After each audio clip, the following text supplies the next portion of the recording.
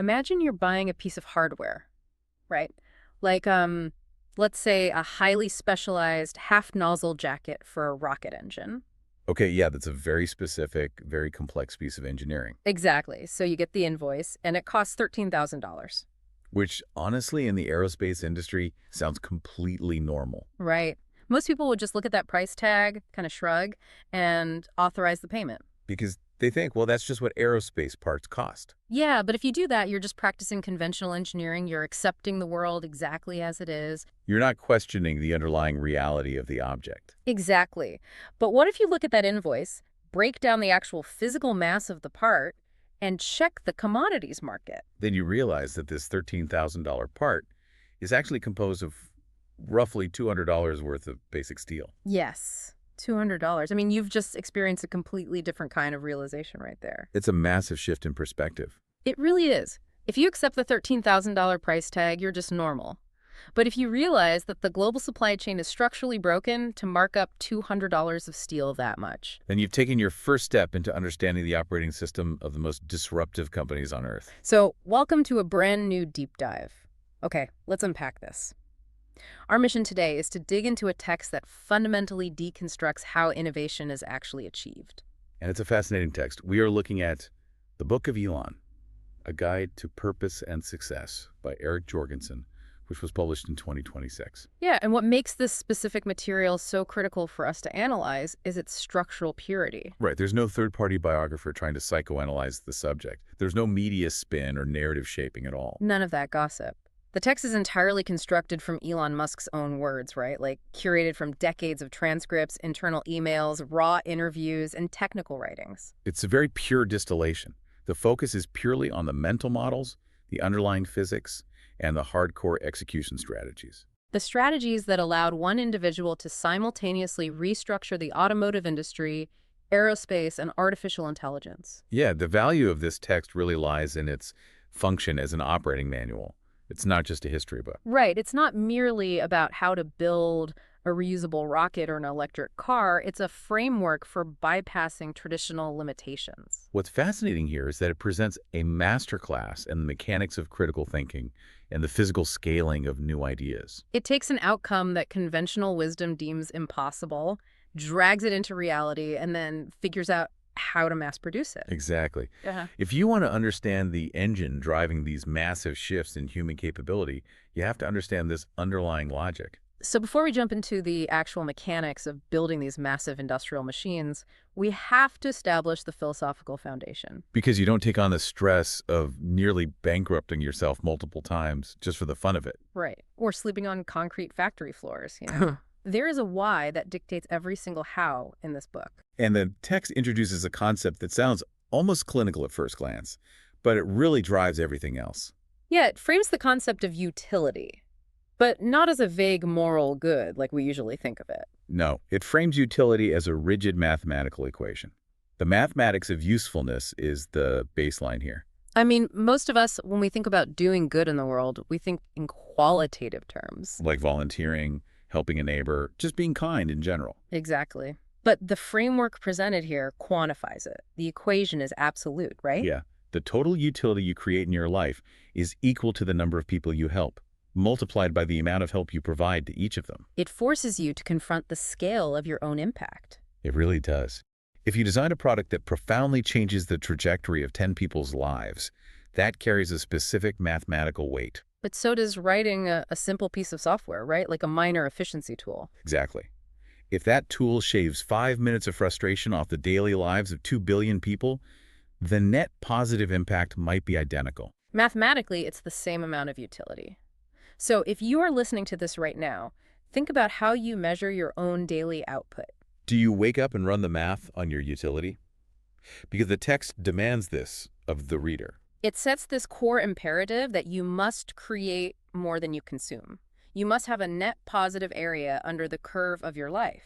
And this requirement leads directly into an analysis of what the text identifies as one of the most toxic cognitive traps in modern society. Oh, the zero-sum mindset. Yes, the zero-sum fallacy. It's fascinating because it operates subconsciously in highly educated, otherwise rational people. If you think of the economy or success as a fixed pie, You're just fighting for slices. Right. In a fixed pie scenario, the only way I can get a slightly larger slice is if I forcibly take your slice. My success requires your failure. The zero-sum mindset makes people act terribly because they think they have to steal your slice. The text observes that people operating under this fallacy often exhibit deeply unethical behaviors, not because they are inherently evil, but because their underlying model of reality tells them that theft, whether of money, credit, or opportunity, is the only mechanism for advancement. it turns people into hoarders and predators. But history and fundamental economics completely invalidate this zero-sum premise, right? Absolutely. The global economic output, the amount of caloric energy available per person, our technological leverage, it's all exponentially larger today. Larger than it was in, like, the year 1700. The pie is not fixed. The pie has grown massively. So the philosophy of maximizing your utility equation isn't about entering the arena to fight over the existing pie. This philosophy is about building an entirely new, infinitely expanding bakery. That's a great analogy. You are adding net new value to the human ecosystem. And connecting this utility equation back to the physical world reveals something really cool about the literal definition of work in physics. Right. In physics, work is defined as force multiplied by displacement. To do actual work, you must apply force and successfully move an object. Pushing against a solid brick wall all day until you are exhausted produces zero work because there is no displacement. The text applies this ruthlessly to human endeavor. The goal isn't to seek glory or to posture as a savior. Because glory is just an ego-driven distraction, right? Exactly. Right. The objective is simply to be a productive contributor to the physical advancement of the species. It is a highly rational, probability-driven approach to the future. You view the future as a branching river of probabilities. And you ask a single question. What physical actions can I take today to increase the probability of a favorable future for humanity? And decrease the probability of a disastrous one. Which naturally forces the biggest question of all, doesn't it? Why bother preserving humanity at all? Yeah. The text actually tackles the meaning of life, and the answer it gives is incredibly blunt. It simply states, we don't know. We don't know why the universe exists, we don't know why consciousness emerged, and we don't know what the ultimate purpose is. But rather than spiraling into nihilism, the text frames this profound ignorance as the ultimate call to action. Ignorance demands curiosity. The logic flows directly from the physics of the universe. Consider that the universe essentially began as raw hydrogen gas. Right. You leave hydrogen gas alone in a vacuum for 13.8 billion years, and eventually it turns into complex biological organisms. Organisms that sit around discussing where they came from. We are, quite literally, the universe experiencing itself. But the text points out how incredibly fragile and limited our current scope of consciousness is. Written human language is, what, 5,000 years old? Roughly, yeah. On a cosmic timescale, that is less than a microsecond. So if we ever want to understand the nature of reality, if we want to discover the actual meaning of life, we have to survive long enough to figure it out. We have to expand our cognitive footprint far enough to actually ask the right questions. There is a deeper lines here on Douglas Adams' philosophy from The Hitchhiker's Guide to the Galaxy. Oh, definitely. The premise that the universe itself is the answer, but the actual difficulty lies in figuring out the right questions to ask it. So to formulate those questions, we have to expand the scope and scale of human consciousness. We have to become multi-planetary. We have to advance artificial intelligence. We have to extend the light of consciousness outward. That is the foundational why that underpins the brutal engineering methodology we're about to discuss. Elevating engineering from a purely commercial pursuit to an existential moral imperative changes the entire risk profile of a company. Yeah, if establishing a city on Mars is a required step to ensure the survival of human consciousness, then developing a reusable rocket isn't just a business model. No, it becomes a critical defense mechanism for the survival of the species. And when the stakes are framed that way, the tolerance for risk, pain, and failure goes off the charts. It has to. Because having established that grand mission, you immediately run into a brick wall. Conventional human thinking cannot build a multi-planetary civilization. Right. If we use the exact same manufacturing techniques and corporate structures we've used for the last 50 years, we stay stuck on Earth. To achieve that utility math, we need a totally different cognitive operating system. And the primary cognitive obstacle identified in the text is humanity's default reliance on reasoning by analogy. Yes, Reasoning by analogy means we tackle a new problem by looking at how similar problems were solved in the past. We do things a certain way because that is how they have always been done, or because that is what our competitors are doing. It is an incredibly efficient way to navigate daily life, but it is a catastrophic way to approach innovation. Because reasoning by analogy only ever produces slight, incremental variations of existing things. Exactly. If you want a step-change breakthrough, the text insists you must abandon analogy entirely and adopt first principles thinking. Okay, let's break that down. First principles thinking means boiling a complex problem down to its most fundamental, indisputable truths. And then reasoning up from there. You strip away all history, all convention, and all expert opinion. Until you are left only with the raw laws of physics. The most powerful example in the text revolves around the cost of electric vehicle batteries in the early 2000s. This is a perfect illustration. Back then, every automotive expert universally declared that electric cars would never reach the mass market. Right, because battery packs cost $600 per kilowatt hour, and historically, that's what they cost. That is pure reasoning by analogy. It has always been prohibitively expensive. Therefore, it will always be prohibitively expensive. But a first principles analysis ignores the historical pricing entirely. Instead, you ask the physicist's question, what is the exact material composition of a lithium-ion battery? It is made of cobalt, nickel, aluminum, carbon, some polymers for separation, and a steel can to hold it all.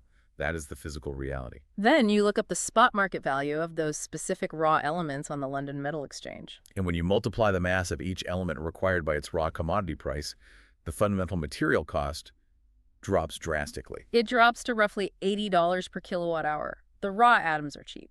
The only reason the finished battery costs $600 is because the current human methods of refining and assembling those atoms are embarrassingly inefficient. The physics clearly state that a cheap battery is possible. The limitation is entirely an engineering failure.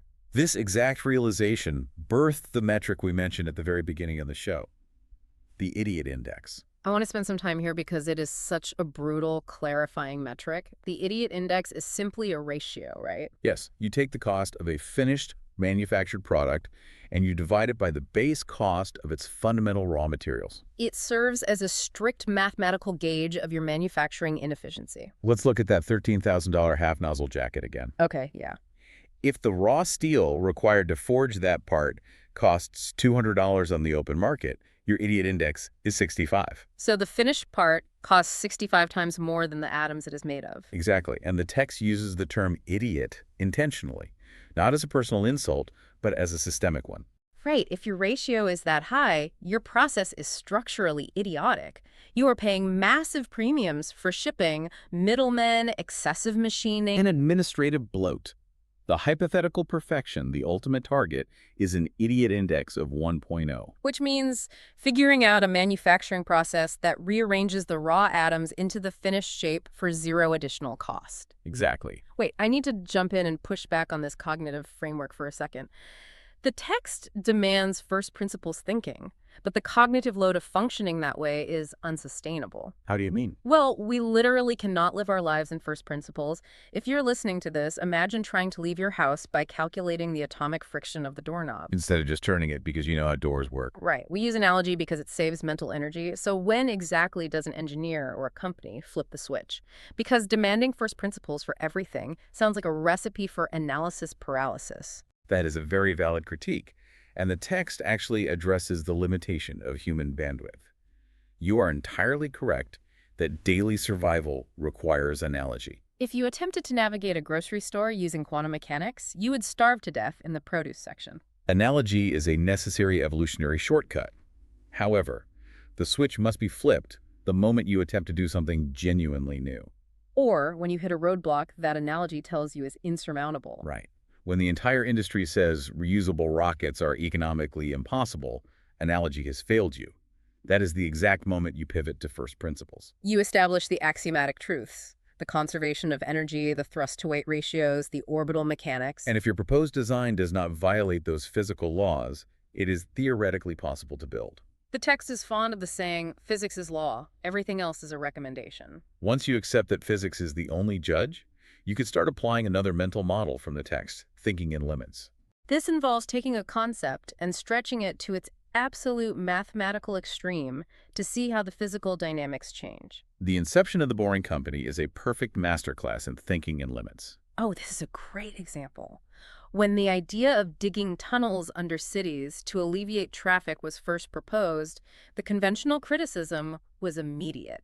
People said, if you build a tunnel, it will just fill up with cars due to induced demand, and you will have the exact same traffic jam just buried underground. But that criticism relies on two-dimensional thinking. Thinking in limits asks you to find the theoretical physical boundary. What is the limit to how many tunnels you can dig under a city? The reality is there isn't one. Right, the deepest terrestrial mines extend far deeper than the tallest skyscrapers reach into the sky. We build our living spaces in 3 dimensions. But we restrict our transportation networks to a flat, two-dimensional plane on the surface. If you stack 50 independent levels of tunnels underground, you generate functionally infinite transit capacity. The physical space is not the limit. The only actual constraint is the financial cost of the tunneling process itself. So you apply the same thinking and limits to the cost of tunneling. How do you mathematically crash the cost? Well, the text notes that a standard municipal road tunnel is legally required to be 28 feet in diameter. Because it has to account for crashes, massive ventilation systems for exhaust, and emergency vehicles. But if you restrict the tunnel exclusively to autonomous electric vehicles operating on a fixed track, you don't need exhaust ventilation. And the crash risk drops near zero. So you can shrink the tunnel diameter down to 12 feet. And if you remember your basic geometry, the area of a circle is pi times the radius squared. Because the radius is squared, reducing the diameter from 28 feet to 12 feet doesn't just halve the area. No, it decreases the cross-sectional area by a massive factor of roughly 5. And because the cost of tunneling scales directly with the amount of dirt you have to remove, you have just mathematically slashed your tunneling cost by 80% before you even design the machine. Then you apply first principles to the machine itself. Traditional tunnel boring machines operate discreetly. They dig forward for a few feet, then they stop completely, pull back, and a crew builds the concrete support wall. Dig, stop, build, repeat. It is highly inefficient. Thinking in limits asks, why can't the machine do both simultaneously? If you engineer a mechanism that continuously reinforces the tunnel wall while the cutter head continues to advance, you instantly double the speed of the machine. You relentlessly apply these physical principles until you achieve a tenfold reduction in cost. But operating this way requires a very specific type of intellectual humility. You have to assume that your current understanding is fundamentally flawed. The text explicitly states that the goal of an engineer is not to be right. The goal is to aspire to be less wrong. You have to accept that your initial designs will be terrible, but you test them against the unforgiving reality of physics to become incrementally less wrong over time. Wishful thinking is a fatal disease in this environment. If your timeline requires a rocket to behave in a way that violates aerodynamics, the rocket will explode. Physics simply does not care about your feelings, your deadlines, or your analogies. But knowing the physics is only the first half of the battle. You can run the first principles analysis. You can know with absolute certainty that an $80 per kilowatt-hour battery is chemically possible. But if you simply hand a blank check and that mandate to a team of human engineers, you will almost never get the optimal result. Because, left to their own devices, intelligent engineers will over-engineer the solution into a $1 million paperweight. Exactly. You need a structural mechanism to force human behavior to align with the physics. You need a completely ruthless operating system for managing the engineering process itself. Which brings us to the core execution framework of the text, the algorithm. The algorithm is presented as a rigid, 5-step masterclass in engineering management. And the text issues a massive warning right up front. The specific sequence of these 5 steps is absolute. If you attempt to execute them out of order, you will create catastrophic logistical nightmares. So let's walk through it. Step 1 of the algorithm. Make your requirements less dumb. Notice the phrasing. It does not say evaluate your requirements or make them smart. It demands that you start with the baseline assumption that whatever requirements you have been handed are fundamentally flawed, overly conservative, or completely obsolete. Why do we have to start with such an aggressive assumption? Because humans have a deep-seated bias toward authority. Right. If an intern hands you a design requirement, you might question it. But if the chief engineer or the CEO hands you a requirement, your immediate instinct is to blindly fulfill it. The text warns that requirements generated by very smart people are actually the most dangerous kind. because you are far less likely to interrogate them. Furthermore, the algorithm mandates that a requirement must come from a specific, named individual, not a vague department. This is crucial. You cannot walk up to the legal department or the safety team and interrogate them. You need a specific name attached to the rule. So you can walk over to that person's desk and ask, what specific physical failure is this requirement trying to prevent? And very often, you will discover the requirement was written 5 years ago to solve a problem on a completely different machine that doesn't even exist anymore. Once you have interrogated and pared down the requirements, you move to step 2. Try very hard to delete the part or process. This step is characterized as a deletion rampage. The guiding heuristic is fascinating. Yeah. If you are not eventually forced to add parts back into the system at least 10% of the time, you are not deleting enough. I want to dig into the psychology here because the text spends a lot of time analyzing why intelligent engineers are so terrible at deleting things. Why is it so incredibly difficult to just remove a part? It comes down to the corporate incentive structure and the innate human fear of omission. Let's say you are an engineer assigned to design a structural bracket. Okay. And if you design the bracket cleanly, but under extreme stress it snaps and causes a failure, your name is on the failure report. Exactly. Your career takes a hit. The pain of omission is acute and highly visible. But if you over-engineer that bracket, if you add 4 extra heavy-duty bolts and thick cross-bracing just in case, it will never break. And the fact that your over-engineered bracket cost the company an extra $10 million over the production run is completely ignored. It adds 5 pounds of dead weight to the vehicle, but that bloat is entirely invisible. You don't get fired for invisible bloat. The psychological incentive is always to hoard parts to protect yourself. The algorithm is specifically designed to violently invert that incentive structure. It forces you to overcorrect for your natural conservatism, especially in aerospace, where mass is literally the enemy of progress. The text illustrates how every single ton of extra mass has a compounding recursive penalty. Right. If an engineer adds 1 ton of unnecessary thermal shielding to a spacecraft, you now need more fuel to lift that extra ton into orbit. And that extra fuel requires a larger fuel tank. The larger fuel tank is heavier, which requires stronger thrust structures. 1 ton of initial bloat practically results in 2 or 3 tons of overall vehicle penalty. You must delete relentlessly. Which brings us to step 3, simplify or optimize. And here is where the strict order of the algorithm proves its worth. The text highlights a profound trap. The most common mistake of smart engineers is to optimize a thing that should not exist in the first place. I love that line. It perfectly encapsulates the problem. It's like assigning a team of brilliant aerodynamicists to perfectly optimize the drag coefficient of a horse-drawn carriage. They might spend months designing a beautiful, sleek carriage. But the algorithm forces you to stop, look at the carriage, and ask step 2, why do we even have the horse? Why are we optimizing a carriage? We are conditioned by our traditional education systems to behave this way. In a university engineering exam, you are handed a specific math problem. You cannot raise your hand, look at the professor, and say, I refuse to solve this because the premise of the question is irrelevant. Exactly. You are graded and rewarded for convergent logic, solving the given parameters as efficiently as possible. But in the real world, applying convergent logic to a flawed premise is a massive waste of intellectual capital. You must apply step 2 to delete the unnecessary components first. So you don't spend 6 months perfecting a valve that ends up getting thrown in the dumpster because the entire fluid subsystem was deemed unnecessary. Step 4 is accelerate cycle time. Go faster. But the text immediately follows this with a stark warning. Stop digging your grave faster. You are only permitted to accelerate the process after you have made the requirements less dumb, deleted the bloated parts, and optimized the remaining essential architecture. Speeding up the manufacturing of a part that shouldn't exist is the height of corporate absurdity. And finally, step 5, automate.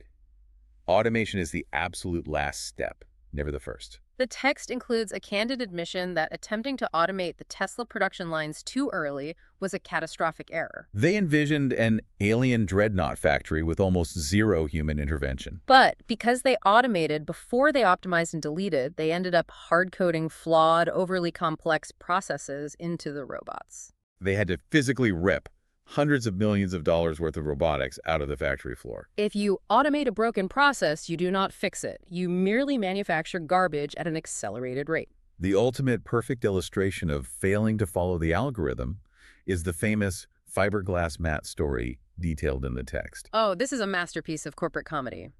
Here is the scenario. Inside the battery factory, there was a robotic cell designed to place small fiberglass mats on top of the battery packs before they were sealed. This robotic placement process was constantly jamming and acting as a massive bottleneck for the entire factory. So, what did the engineering team do? They jumped straight to step 5 and step 4. They tried to fix the automation to make the robot move faster. They accelerated the line. They moved to step 3 and tried to optimize the type of glue used to hold the mats down. A textbook failure of sequence. Millions of dollars and thousands of engineering hours spent optimizing and accelerating a bottleneck. Exactly. Until finally, after immense frustration, someone stops the entire process and applies step 1. They ask a specific person, why do we have this fiberglass mat? They walk over to the battery safety engineering team and ask, are these mats required for fire protection? And the safety team looks at them and says, no, they aren't fireproof. We thought the noise and vibration team required them for acoustics. So the engineers walk over to the noise and vibration team and ask, are these mats for acoustic dampening? And the noise team says, no, we thought the safety team required them for thermal runaway protection. Two entirely siloed departments, both blindly assuming the other had mandated the requirement. No specific name attached to the rule. So they ran a real-world physics test. They put a high-fidelity microphone inside a car built with the fiberglass mats, and another microphone in a car built without them.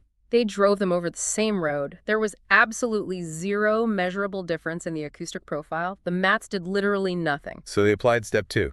They deleted the part. And by deleting that one useless piece of fiberglass, they instantly deleted the need for the $2 million robotic work cell. They deleted the complex glue application process, they deleted the acceleration efforts, and they deleted the endless optimization meetings. The entire problem vanished from existence because they finally followed the algorithm in the correct order. It is an incredibly powerful paradigm shift. And understanding the algorithm perfectly sets up the transition from designing a single part to scaling an entire industry. You can use first principles and the algorithm to design a mathematically perfect, highly optimized rocket engine. But a perfect engine is functionally useless to humanity if your factory can only afford to produce 3 of them a year. Yeah. If your goal is to fundamentally alter the carbon output of the human race, or to colonize another planet, you have to achieve scale. You have to pivot your analytical focus away from the product and focus entirely on the machine that builds the machine. Here's where it gets really interesting. This is where the text challenges another deeply ingrained cultural narrative. We have a societal obsession with the eureka moment of design.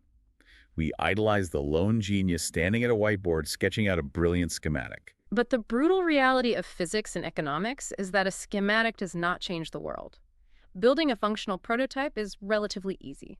Designing a rocket to reach orbit is mathematically trivial compared to the agonizing effort required to build the manufacturing system that produces those rockets reliably at scale. The text estimates that the effort required to design the manufacturing system is 10,000% greater than the effort required to design the initial product. The paradigm shift is realizing that the factory itself is your ultimate product. The car or the rocket is merely the physical output of the factory product. Why do we culturally worship the inventor when the person figuring out how to build 10,000 of the inventions is doing 10,000 times the work? It implies that we are suffering from a massive misallocation of human capital. Too many brilliant minds are siphoned off into finance, law, and consulting. Leaving a severe deficit of elite engineering talent in physical manufacturing? Are too many smart people going into finance? Well, the incentive structures of modern society reward the manipulation of symbols over the manipulation of atoms. Finance shifts capital around a spreadsheet. Corporate law manages the contractual rules of the game. Both are necessary functions for a complex society, but neither of them generates net new physical reality. Engineering and manufacturing are the disciplines that actually create new, tangible wealth. As the text bluntly summarizes, if we don't make stuff, there is no stuff. You cannot legislate a massive battery grid into existence. You cannot finance a colony on Mars into existence. Eventually, a human being has to put on a hard hat, crawl into the guts of a factory, solve the thermodynamic constraints of a stamping press, and make the machine run. And the mathematics of scaling a factory are unforgiving.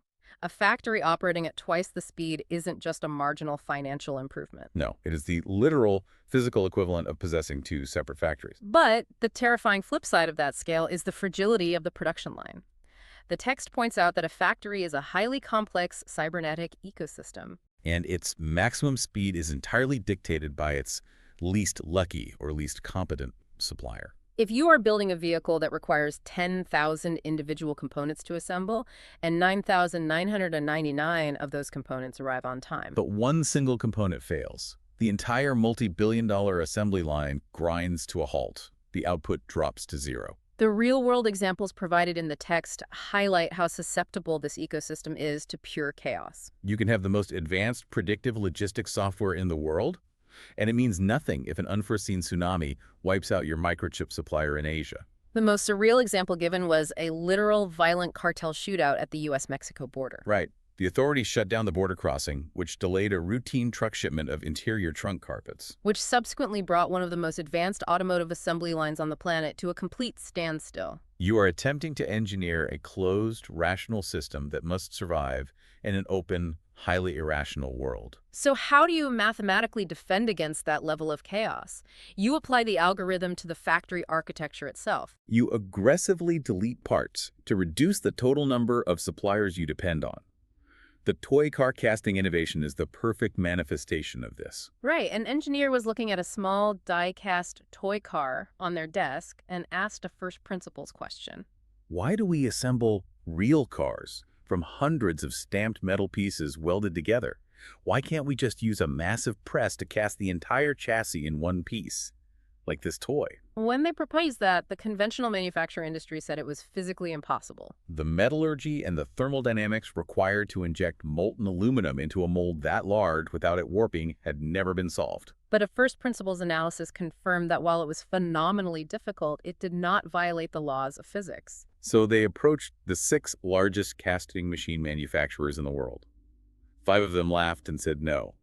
The 6th said it might be theoretically possible. They pushed forward, engineered custom aluminum alloys, and eventually succeeded. By casting the entire front and rear underbodies of the vehicle as single massive pieces, they literally deleted hundreds of individual stamped parts from the supply chain. That meant deleting hundreds of dissimilar metal joints, hundreds of failure points, and pulling hundreds of welding robots off the assembly line. Less parts equals less complexity, reduced supply chain fragility, and a massive acceleration in production speed. And in this operating system, speed is the ultimate metric. The text draws a fascinating analogy to the SR-71 Blackbird, the famous Cold War spy plane. The Blackbird was unique because it had absolutely no defensive weaponry. No chaff, no flares, no evasive maneuver capabilities. Its only defense mechanism was raw speed. If it detected a surface-to-air missile launch, the pilot simply pushed the throttle forward and outran the missile. Over 3,000 missiles were fired at the SR-71 during its operational history, and not a single one ever hit it. The text applies this directly to corporate strategy. You do not protect your innovations with armies of patent lawyers or defensive market moats. You protect your position by iterating and innovating so fast that by the time your competitors manage to reverse engineer your old design, you are already 3 generations ahead of them. Speed is the only unassailable moat. To see the absolute apex of this maniacal focus on speed, we have to look at the story of the Colossus AI supercluster. This was a project to build a massive, interconnected network of 100,000 advanced GPUs to train a next-generation AI model. In the enterprise computing industry, the standard timeline for building a data center of that magnitude is roughly 18 to 24 months. But the utility math of the AI race dictated that if they took 2 years, they would lose the technological edge. So they decided to shatter the timeline. They broke the impossible 24-month schedule down into its raw physical constraints. The logistics of what they did are staggering. They didn't have the time to pour concrete and build a custom data center, so they circumvented the timeline by renting a massive, abandoned factory facility in Memphis. But then they hit the power constraint. A cluster of 100,000 GPUs doesn't just draw a massive amount of power, the power draw pulses. Right. When the AI model begins a new training epoch, the power requirement spikes violently. If you pull that much sudden amperage from a standard municipal power grid, the grid assumes a catastrophic short circuit and trips the breakers to protect the city. So they bypass the grid's latency by installing massive fields of megapack batteries. The city grid charges the batteries at a steady, manageable rate. And the GPUs pull their violent power spikes directly from the batteries. They encountered constraint after constraint and solved them in parallel. Cooling was a massive issue too, right? Those chips generate immense thermal output. Since they couldn't wait for a custom HVAC system to be manufactured, they aggressively entered the rental market and secured roughly a quarter of all the heavy-duty mobile cooling chillers available in the entire United States. Just park them outside the facility. And connecting the networking infrastructure for 100,000 GPUs requires unimaginable precision and miles of cabling. To solve that, they ran the networking engineering teams in 4 overlapping shifts, operating 24 hours a day, 7 days a week. The CEO was quite literally living in the data center, sleeping on the floor, and personally helping route cables.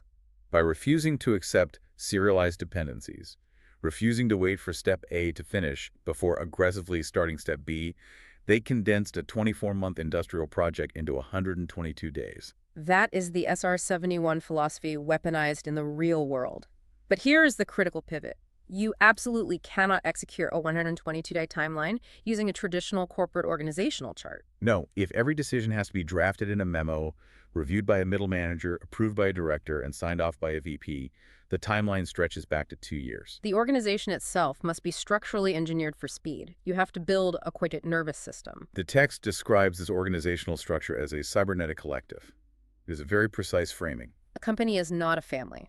It is not a social club or a lifestyle subsidy. It is a highly focused collective organism composed of human brains and physical machines, assembled to achieve a specific, massively difficult mathematical utility. And for that organism to survive and move at the speed of the Colossus build, its internal communication network must be flawless and instantaneous. If we think about this in terms of an analogy, traditional corporate communication is like the postal service. You write a letter, you give it to your manager, the manager puts it in a sorting bin, it gets handed to a director, routed to another department's director. And 3 days later, the person who actually needs the information receives it. The Cybernetic Collective, on the other hand, operates like a biological nervous system. If you touch your hand to a hot stove, the pain signal doesn't route through your conscious brain for approval. It bypasses the hierarchy, goes straight to the spinal cord, and you pull your hand back instantly. To achieve that nervous system speed, the text issues its most radical directive, the absolute total eradication of the chain of command. In a traditional hierarchy, information is forced to flow vertically up and down the org chart. The text argues that this vertical structure exists almost entirely to inflate the ego and power of middle management, and it actively paralyzes the company. The new mandate is strict.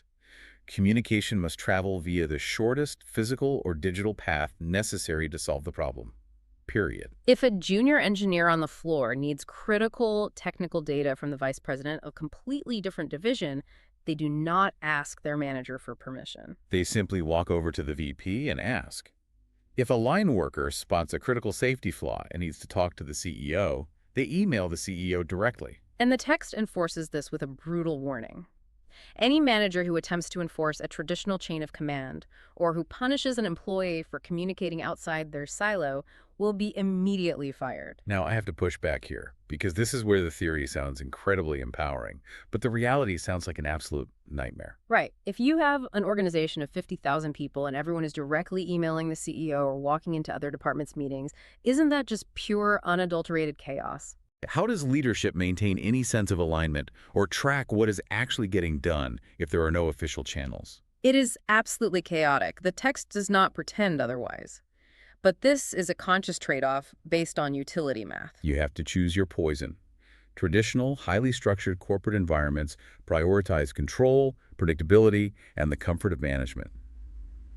But they sacrifice speed. The philosophy presented here calculates that the noise and chaos of rapid, decentralized communication is far less dangerous to the survival of the enterprise than the invisible bloat and stagnation created by siloed departments. Furthermore, if we connect this to the bigger picture, you can actually examine a final physical product and see the exact structure of the organization that built it reflected in the design flaws. The box inside a box syndrome. Exactly. Let's say you have a traditional automotive company. The battery engineering team is siloed on the 3rd floor, and the chassis engineering team is siloed on the 4th floor. Because they only communicate through formal managerial memos, the battery team decides to build a heavy, protective metal box around the battery to ensure it survives crash testing.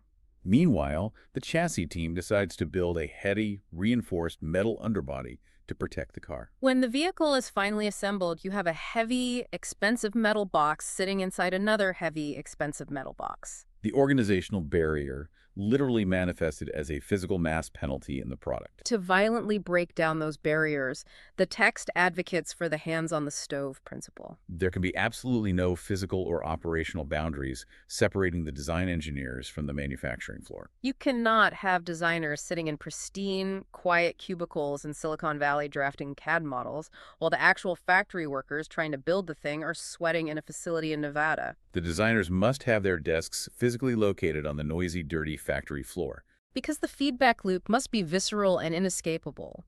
If a designer creates a brilliantly elegant part on their computer, but it requires a line worker to contort their hands in an agonizing way to install it, that designer needs to be within walking distance. The line worker needs to be able to walk 5 feet, drop the part on the designer's desk, and say, "You try assembling 50 of these an hour." When the designer's desk is on the floor, they share the pain of a bad design instantly. Their hand is on the hot stove. If your design causes pain 3,000 miles away, you might not care, or you might not find out for 6 months. Co-location ensures the pain of inefficiency is distributed equally and immediately. Another barrier the text aggressively dismantles is the use of specialized jargon. There is a strict company-wide ban on made-up acronyms. The logic here is incredibly sharp. The text argues that acronyms are essentially an exclusionary glossary. They create an artificial language barrier that serves to make the speaker sound smart while actively slowing down the onboarding of new employees. Worse, it creates an environment where people are afraid to ask questions in meetings because they don't want to look stupid for not knowing what the acronym means. If a term requires a specialized glossary to understand, it inhibits the bandwidth of the Cybernetic Collective. But beyond the communication protocols, the most critical element of this Cybernetic Collective is its relationship with failure. When you are operating at the absolute bleeding edge of physics, trying to achieve things that have never been done, failure is not just a possibility, it is a mandatory mechanism for data collection. However, the text makes a vital distinction between catastrophic failure, which destroys the company or costs human lives, and iterative failure, which teaches the organism how the physical system actually reacts under stress. The quote that captures this perfectly is, "If you aren't blowing up engines on the test stand, you aren't trying hard enough." In a legacy aerospace company, if an engineering team pushes a multi-million-dollar engine until it explodes, a congressional inquiry is launched and people get fired. In this culture, if you aren't pushing the hardware until it physically tears itself apart, you are being far too conservative. You are leaving performance on the table. Failure is celebrated as a necessary byproduct of rapid iteration, provided it happens on the test stand and not during a crewed mission. But an organization that operates like this, chaotic, hyper-fast, intolerant of bureaucracy, and constantly pushing the boundaries of physical failure, is incredibly volatile. It requires a very specific, almost unreasonable type of leadership to keep it from spinning apart. Which transitions us to the psychological core of the text-eating glass and frontline leadership. The psychological toll of demanding this level of performance from yourself and others is immense. And the phrase used repeatedly in the text to describe the reality of running these companies is eating glass and staring into the abyss. Staring into the abyss refers to the constant looming threat of complete corporate extermination. For much of their early history, these companies were literally weeks away from bankruptcy, operating under the immense pressure of knowing that one more failed rocket launch or missed production quota meant the death of the dream. And eating glass means that as the leader, you do not get to spend your day working on the fun, visionary design problems. You are forced to dedicate your entire cognitive bandwidth to the most painful, intractable, miserable logistical nightmares the company faces, because those are the specific problems threatening survival. It demands an ethos of frontline leadership. The text frequently draws parallels to military history. It notes that exhausted troops will not bleed for a prince who sits in a comfortable palace far from the front lines. If the general is sipping coffee in a climate-controlled boardroom while the soldiers are freezing in the mud, morale collapses. The social contract is broken. But if the general is the first one out of the trench, taking the heaviest fire, working the longest hours, and visibly enduring the most suffering, the troops will push themselves harder than they ever believed mathematically possible. I have to jump in here and challenge the ethics of this entire premise. Sure, go for it. If we go back to the mathematical utility equation we discussed at the beginning, maximizing the good for humanity, How do you mathematically justify demanding this level of suffering from your workforce? Sleeping on concrete floors, working 100-hour weeks, eating glass. That sounds like a perfect recipe for a profoundly toxic corporate culture, massive psychological burnout, and broken families. Where is the utility in breaking the mental health of your own people to build a car? That is the most competent and potent criticism of this methodology, and the text defends it by framing it entirely within the logic of survival. The philosophy presented here does not optimize for the psychological comfort of the employee. It optimizes purely for the survival of the enterprise. The enterprise is the only vehicle capable of delivering the massive utility required to change the world. If the enterprise dies because it was too comfortable, the utility drops to zero. The text argues that the people who join these collectives do so voluntarily, precisely because they want to work on the hardest problems in the world, not because they want work-life balance. Furthermore, the suffering isn't inflicted arbitrarily from the top down. The leader must absorb the majority of the pain. The CEO sleeping on the factory floor wasn't a PR stunt. When the line workers clocking in for a grueling 4.0 a.m. shift step over the billionaire CEO passed out on a cot next to a malfunctioning robot, it fundamentally rewires the psychological contract of the collective. As the text puts it, seeing is believing. It eliminates any excuse for lack of effort. But to willingly subject yourself to that level of public vulnerability and pain requires completely dismantling your own ego. The text warns extensively against the dangers of a high ego-to-ability ratio. If an executive's ego outpaces their actual physical capability to solve problems, it breaks what the text calls the reinforcement learning loop. In artificial intelligence training, a reinforcement learning loop is the mechanism by which a model improves.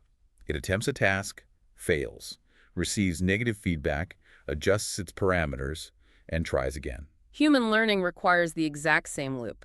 But if a leader has a massive, fragile ego, they build psychological defenses to avoid internalizing negative feedback. When a project fails, their ego forces them to blame the macroeconomic environment, the suppliers, or the incompetence of their employees. By successfully protecting their ego, they prevent their own brain from learning from the mistake.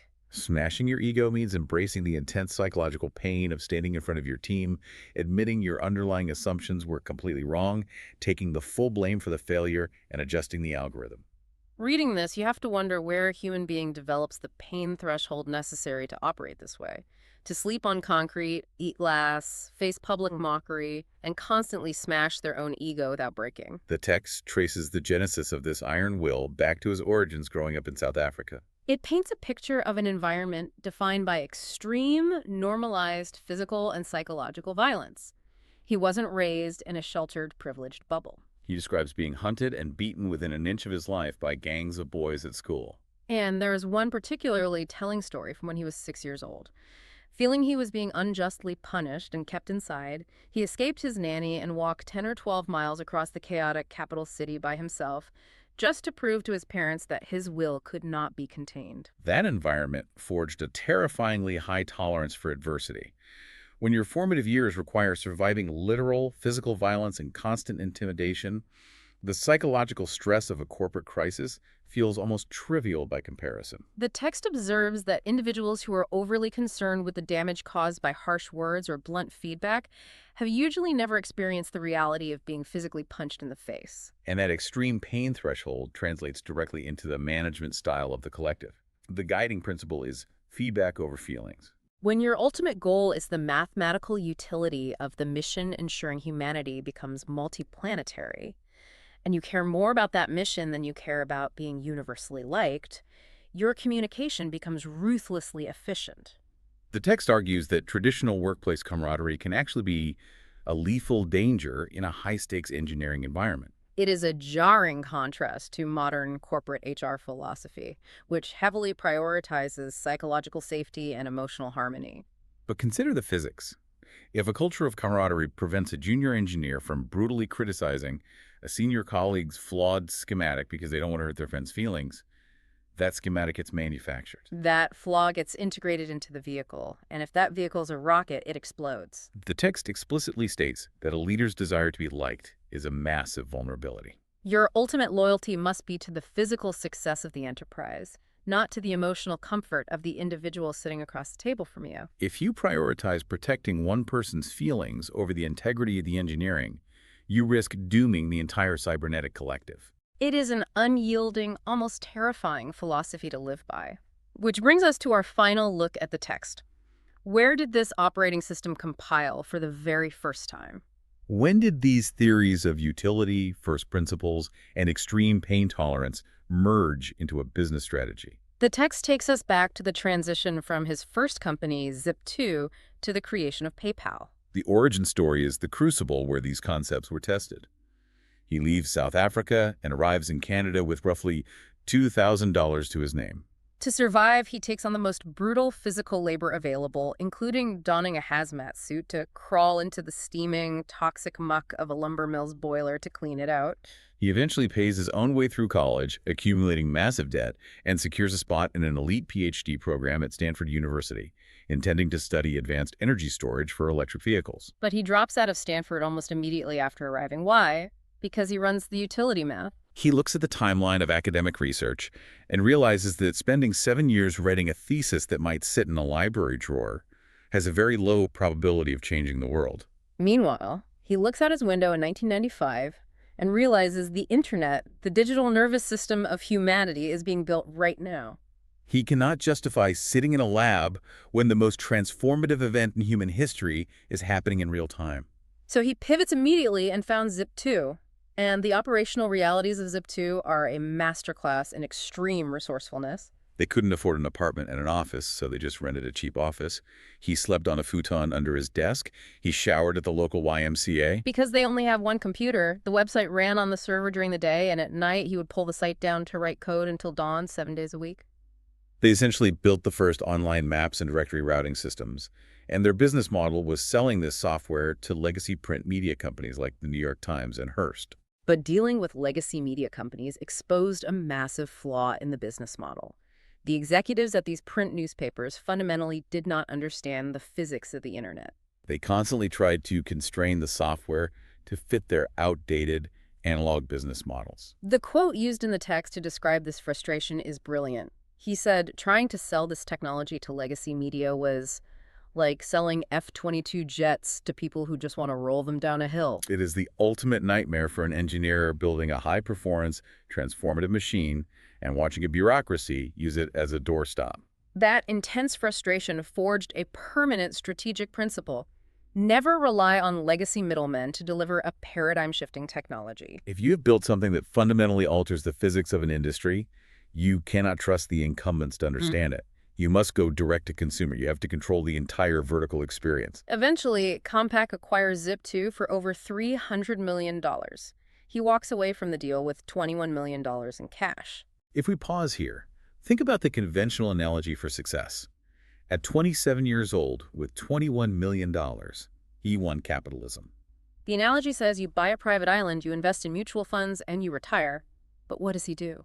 He takes almost every single penny of his payout, pushes all his chips back into the center of the table, and bets it all on black again to start an online bank called X.com, which eventually becomes PayPal. So what does this all mean?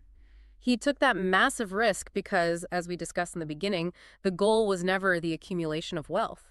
The goal was the maximization of utility. He applied first principles to the global financial system. He looked at banking through the lens of information theory. Money, fundamentally, is not wealth. Money is merely low-bandwidth information. It is a distributed database used to allocate physical resources. And in 1999, the legacy banking system was running on ancient batch processing mainframes that took days to clear a transaction. He saw an opportunity to exponentially increase the bandwidth of money using the internet. But he wasn't the only one who saw the physics of the opportunity.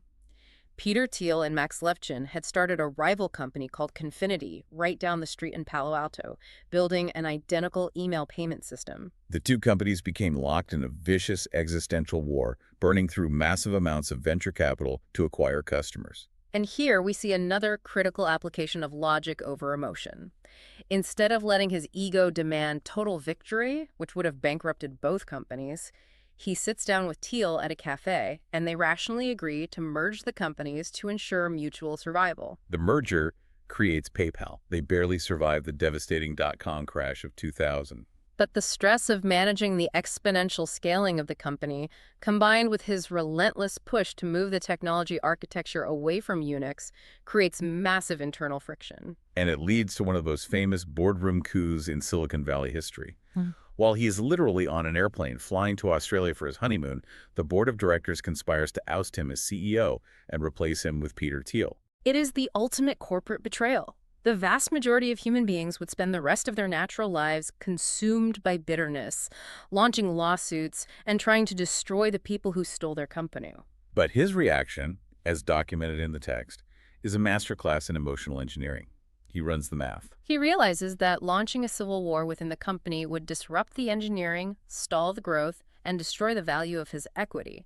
So he accepts the coup. He concedes gracefully. The takeaway phrase from the text is, "Life is too short for long-term grudges." It is a profound application of step 2 of the algorithm deletion applied to human emotion. Holding a grudge is optimizing a process that should not exist. It consumes massive amounts of cognitive cycles and provides zero mathematical utility to the future. Instead of suing Thiel on the board, he actively maintained the relationships. He supported the company through its IPO and its sale to eBay. And years later, because he deleted the grudge, he invested in Peter Thiel's Founders Fund.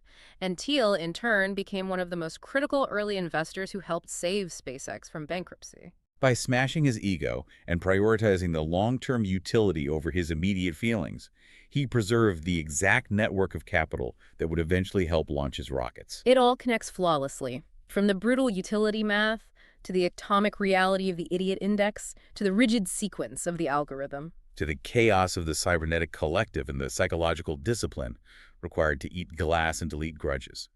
It is a complete, internally consistent operating system for doing the impossible. It comprehensively proves the central thesis we started with. The massive leaps in technology we see around us, the reusable rockets, the electric grids, the AI clusters, they are not magic. They do not require a wizard. They are the direct, inevitable result of a collective of driven humans, operating without bureaucratic silos, communicating instantly. Failing iteratively, relentlessly deleting the unnecessary, and applying the laws of physics to every single atom they touch. Which brings us to the end of this deep dive, and we want to leave you, the listener, with the direct challenge drawn from the core of this text. We talked extensively about how the universe is the ultimate answer, and how our existential duty is to expand human consciousness enough to formulate the right questions. But before you can ask the universe anything, you have to look ruthlessly at the mechanics of your own daily life. Look at how you allocate your energy. Are you operating under a zero-sum mindset? Are you spending your limited cognitive bandwidth fighting defensively for a slightly larger slice of the existing pie at your job? Or are you applying first principles to figure out how to build an entirely new bakery? When you face a problem, are you using analogy to justify why things have to remain the way they are? Or are you looking at the raw physics of the situation to see what is actually possible? And perhaps most practically, if you force yourself to apply the algorithm to your own workflow, your own household, or your own team, what is the fiberglass mat in your life right now? What is the complex, highly optimized, incredibly stressful process that you're desperately trying to speed up when the mathematical reality is that you just need to delete it entirely? Stop digging the grave faster. Find your fiberglass mat and rip it out today. Thank you for joining us on this deep dive. We'll see you next time.